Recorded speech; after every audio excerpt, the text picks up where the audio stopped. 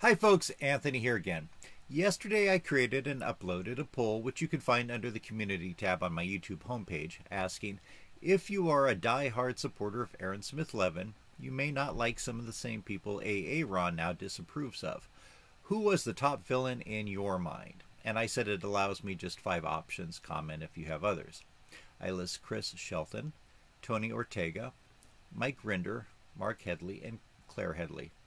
It now has 104 votes, so here are the results. Chris Shelton got 31%. Tony Ortega, the only one of these people who was never in Scientology, got 15% of the vote. Mike Rinder won the poll with 44% of the vote. Mark Headley got 3% of the vote, and his wife Claire did twice as much as he did with 7% of the vote. I appreciate everyone voting. If you haven't voted, go ahead and vote in that poll and check up on my other ones. These are not scientific, they're just for fun, so let's not get too upset about them. But some people have taken an issue with me having a poll on this subject, and other people have enjoyed them, so let's look at some of the comments related to this particular poll. Now, this first one rightly points out that Aaron has not used the term villains for these people. That's my own term. You just have to come up with something for the title of the poll. However, the viewer who sides with Aaron thinks that the other members of the Aftermath Foundation board, and perhaps others that Aaron doesn't like, are thoughtless and inconsiderate. The writer says that directness is better than deception. I'm assuming that the writer believes, like many people, that the Aftermath Foundation board members did not use directness with Aaron, but deceived him. However, a lot of thoughtful people looking at both sides, not just one of Aaron's videos, might disagree with that. The only person who's admitted that they were deceiving anybody was Aaron, who's been deceiving his viewers about the status of his marriage until long after it was reported by this crazy woman in Los Angeles to have been in an incident with her. Although I agree that she's the one who attacked him and that he was a victim of hers, although I've pointed out many times he put himself in the situation knowing that she has behavioral issues. That being said, as always, I argue you can like Aaron and his content and still realize that the mistakes that were made were his own, and the Aftermath Foundation could still be correct in the ultimate outcome of his membership on that board. As far as the question as to why I did this poll, it stimulates conversation. This is proof of it. Let's move on. I'm not going to read all of these out loud, but I'll leave them up and my viewers can read them.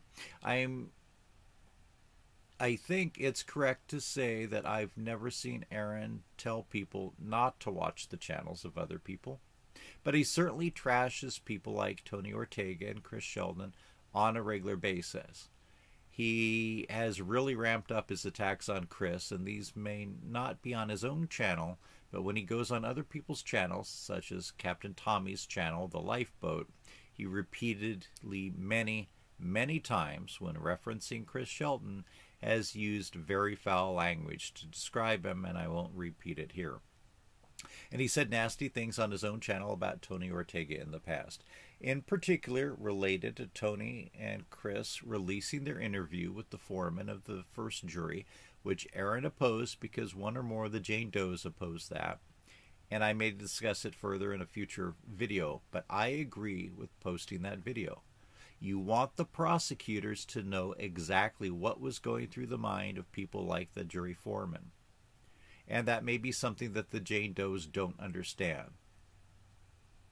It was in their best interest, I think, for the prosecutors to know what the jury was thinking and how they process things. So I believe that Tony and Chris acted properly in that case.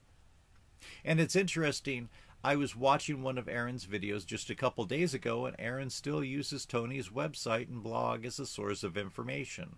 So if Aaron doesn't like Tony, but he still looks at Tony's stuff, then perhaps Aaron's supporters can continue viewing videos by people on the Aftermath Foundation board. Just a thought. Here's some more comments that mirror the ones from the previous slide. I think as far as whether people form their own thoughts or just go based on what Aaron says, if you've read the now hundreds and hundreds, if not thousands of comments that my channel has received on this issue over the past month, you see that many people have formed their own comments, and many people have not put a lot of thought into their ultimate opinions. But I've received a fair number of people who have written in and said that upon seeing my videos, I've changed their minds. And again, I'm not here to change your minds against one party or the other. As I point out in every video that I do, I think that all of these people are good people that have relevant stuff, and they're fighting the good fight. You don't have to watch everybody's videos, although I encourage you to get a wide source of information. I like Aaron's videos, and they're usually the first ones that I look at when I sit down at my computer. But there's lots of other people working on other Scientology-related stories, and if you just watch Aaron's videos, even though they're good, you're going to get just his perspective or the perspective of his guests. And you're going to be missing out on potentially other relevant perspectives that he, for whatever reason, chooses or doesn't provide. And then you can make your own decisions. But anyway, I appreciate everyone's comments there. Here we see No One Will Ever Know 401 says she respects Aaron enough that she will not answer this stupid question. But thank you for commenting. Next commenter says all of these listed still act like they're in a cult. Well, remember, Tony was never in the cult. We have a commenter who says it's a toss-up between Mike and Claire, which are the thoughts of many people, not just the ones who have done this poll. I've gotten comments on other polls and in other situations along those lines. And my friend Rox wins, who often takes a counter position to my own to keep me honest. Thanks so much here. Here, Alonzo's discussing Mike Render. A lot of people use the same phrasing that Mike knows where all the bodies are buried. If one has actually watched Mike speak much, he has spoken many, many times, perhaps even on Aaron's channel, about his work with law enforcement and the FBI, filling them in on everything he knows about Scientology.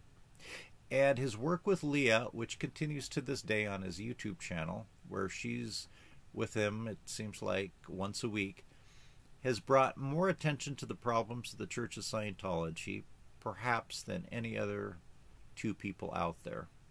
And for all those people who love Aaron and Leah and hate Mike Render, why is it that Leah is always on Mike's channel and she's not doing a lot of shows with Aaron, is she? I know that Aaron likes to bring her name up and insinuate that she is supportive of him in this recent fiasco, but where are her videos supporting Aaron's point of view on his ouster? And then there's a comment about Tony riding the coattails, although Tony's been writing about Scientology since 1995, which is back when all these other geniuses who were smarter than everyone else were still involved with that particular cult. So one could argue that the rest of them have ridden on the coattails of Tony Ortega, since he was one of the pioneers of this genre. Although it's certainly true that some of them, in particular Aaron Smith-Levin, have a much larger viewer or fan base. You can't take that away from his accomplishments. Here's somebody that's not a fan of Chris Shelton, but since they don't like Aaron Smith-Levin and Aaron doesn't like Chris, the writer is going to dislike Chris Shelton less. That definitely makes logical sense to a point. I would just say that it's understandable. Some people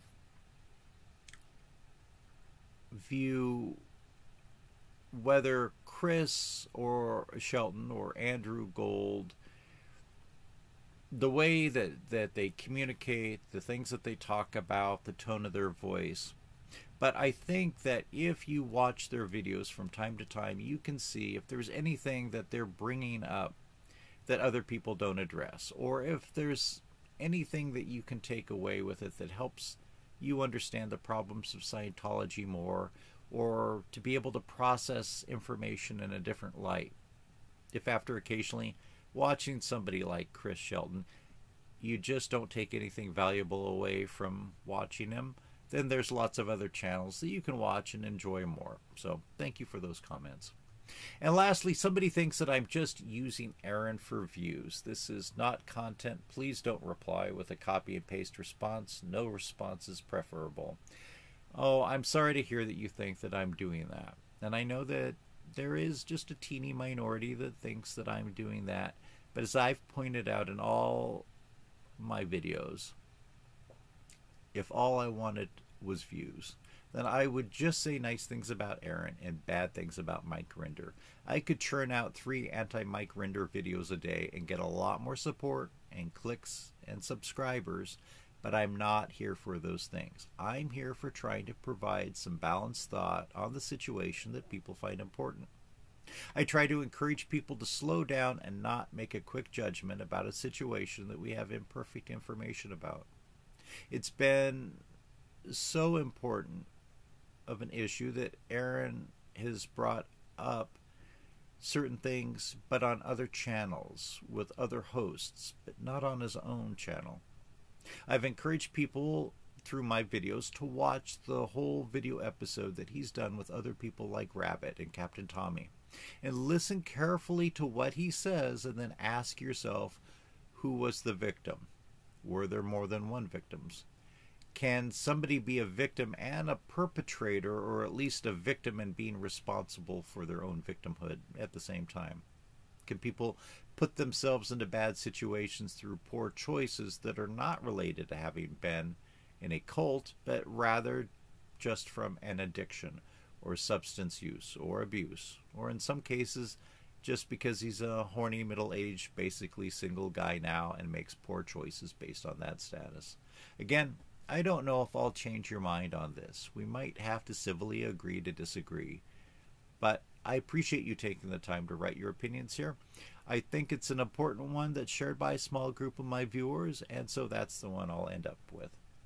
As always, I really am appreciative of everybody who watches my videos, and especially people who take the time to write, even if they disagree with me. We don't have to act like trolls. We can act like an adults and have civil conversations about the issues at hand. If you haven't already, only about 10% of my viewers click the subscribe button. Let's get that number up a little bit.